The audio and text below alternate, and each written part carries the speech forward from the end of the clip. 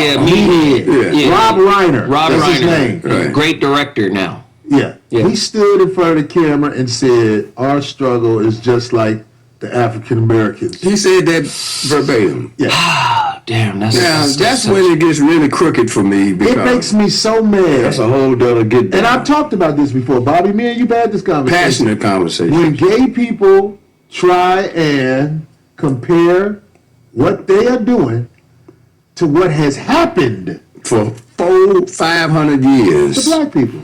This is insane. Gay people were not taken from their gay land. No. And we're made to build a country. Fruitopia. Right.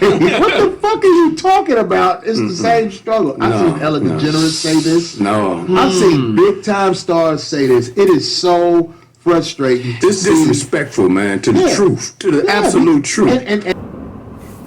Morning, America and the rest of the world. Xander J. Hobson here, stand-up comedian and entertainer, director and producer of boxing documentaries and internet troll to those who need internet trolling. This here is Corey Holcomb, the black man's black man, brought to you by the Brilliant Artist Movement. Hey, listen, folks, we're trying to grow the platform, so please subscribe, like this video, share it, and by all means, leave a comment in the comment section if you enjoy checking out the feedback from these videos that I make, as well as, exchanging opinions and points of views with y'all. And I can't stress enough that there may be a shadow ban on this channel. It has been brought to my attention that all of my subscribers are not getting the notifications when I put out a video. So, for that reason, I need you to treat the like, share, and subscribe button like that chick or that guy that you're trying to get next to. So anyway, man, Corey Holcomb is the black man's black man, the black man's version of Archie Bunker, or somewhere in there. It's been so long since I've done the promo for that, I don't remember. But I said all that to say this. Dave Chappelle done a show called The Closer, and Dave Chappelle suggested that this might be his last show for a while, because in this show, he was doing a lot of slick talking about the LGBT community. Now, personally, I don't think that Dave Chappelle said anything slick about the LGBT community. However, there are those in the LGBT community who look for a reason to be offended by something, anything, the least little thing. So, for that reason, because Dave Chappelle knew that he would be saying things that at least one person in the LGBT community would find offensive, he said that this might be his last show for a while. Now, with that said, right, I found myself watching Seinfeld on Netflix. Which one's supposed to be the funny guy? Oh, he's the comedian. I'm just a regular person. No, he's just being modest. We had a funny guy with us in Korea. Tail gunner. He blew his brains out all over the Pacific. There's nothing funny about that.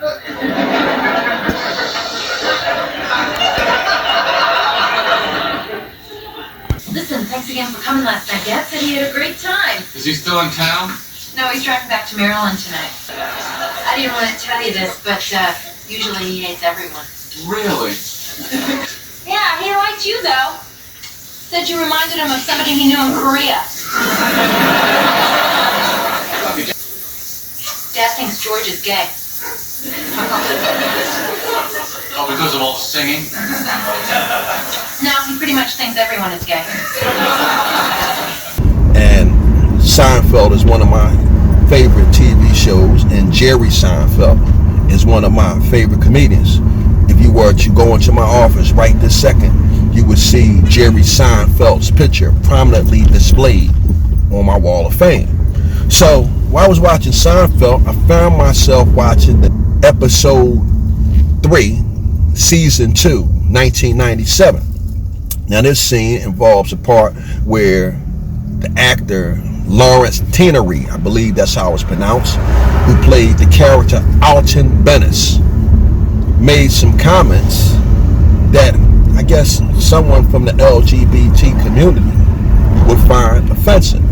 Now, I guess the only reason why these comments that the character Alton Bennis made were not dug up is because maybe Jerry Seinfeld wasn't asked to host an award ceremony.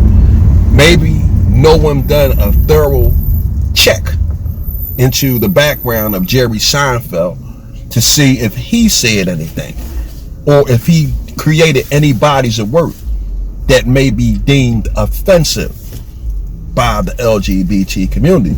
Because when Kevin Hart was getting ready to host the award show, members of the LGBT community scrutinized his past and found comments that he being Kevin Hart, made when he was an up-and-coming comedian. And we all know that Kevin Hart caught all kinds of hell for remarks that he made as an up-and-coming comedian. Now, never mind the fact that we pretty much have a First Amendment right to say whatever we want to say, as long as it's not calling fire in a crowded movie theater. You have a right to free speech, but nevertheless, we have reached a time in our society where you cannot offend members of the LGBT community, especially if you are an African American. During Dave Chappelle's show, he made a comment in regard to the rapper The Baby. Dave Chappelle pointed out how The Baby had killed a nigga in self-defense while he was at Walmart. But nevertheless, The Baby, he wasn't canceled for killing a nigger in the supermarket or in Walmart. However, he was canceled because members of the LGBT community were offended because he said something at a concert pertaining to AIDS and being a heterosexual. I'm not really sure what he said, but whatever he said, it got him canceled by the LGBT community. Yeah. Tracy owes a lot of people his career. Because why do you think he can say, now trust me, people that know Tracy, he says some ill shit that he could get in trouble like he is for every day. This time around, he said something and they said, oh, here's a good time. Tracy? Yeah, what? What's up? Yeah, you know, you can do shit. We gonna make you apologize, but you owe. And the fear that when you owe is that they're gonna take everything from you. Mm-hmm. So if they didn't make you, they can't really break you. And you see, I say they. It's the cartels, man. You do not look at gay people I know have exactly a powerful cartel. Don't speak ill of them. Yep. Yep. And the thing is, you know, Tracy has to pay what he owes. And I knew that when Tina Fey turned on him. Tina Fey has been his great benefactor for many years. Sure. So this one thing has turned the tides of Tracy's career, meaning it's made him public enemy number one. When I heard this story past one day, I said, Tracy's the new spokesman for gay shit now. That's exactly we said yesterday, what Patrice, that I was watching Patrice O'Neal on the Opie and Andy show, an old episode, the late Patrice O'Neal. And during this episode, Patrice O'Neal was talking about something that Tracy Morgan said that got him in trouble. He said something that offended the LGBT community. And Tracy Morgan found himself in a situation where he had to be on an apology campaign or on a campaign where he was championing the LGBT community. And speaking of championing the LGBT community, Kevin Hart found himself in a situation where he was talking to Don Lemon. And at some point during the conversation, Don Lemon asked Kevin Hart. I talked about how Kevin could turn the situation around and step up as an ally for the people in the LGBT community. Many of us really need to keep the conversation going. It's life or death. And someone like Kevin Hart, one of the biggest megaphones in the world, can be a leader the ultimate change agent. He can help change homophobia in the black community. Something Kevin's old Twitter jokes addressed, but in the wrong way. So later on in the show, Kevin talked about my challenge for him to become an ally. Listen to this. I don't like the forcing. I don't like Don Lemon goes on CNN and he's like, you can fix this, become an ally. That's not my life dream. Kevin Hart apologizes for his remarks that hurt members of the LGBTQ community. I apologize. I'm now moving on from this. Now, oddly enough, Kevin Hart may have officially declined the offer to be a spokesperson or to champion the LGBT community. However, he had enough parts where he unofficially championed the LGBT community. Kevin Hart appearing in movies, wearing dresses. But I will say this. When I look at everybody who's done it, you know, that dress thing, it's just a way, it's a passageway into making money in Hollywood, especially So you're saying it's for black people. a rites of passage for black talent, males. We gotta get the nigga in the dress. Gotta be in the dress. Kevin Hart appearing in movies with The Rock where he behaved in a manner that a heterosexual man would deem questionable. I'm swallowing. I know what you're doing. I'm swallowing. I know what you. Oh God! I still don't understand how and why The Rock and Kevin Hart were kissing, and there was a scene also when Kevin Hart was being cuddled like a baby with The Rock. All of this would be considered questionable by any heterosexual man. The Rock, a few years ago, Dressed did it that up. movie where he was the tooth fairy or something fairy. Had wings and shit. Yes.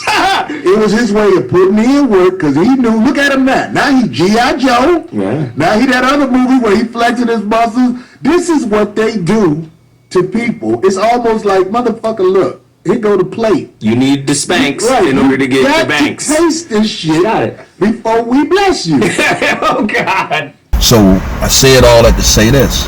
Kevin Hart, he might have officially turned down the opportunity to be a voice for the LGBT community, but unofficially, he championed them.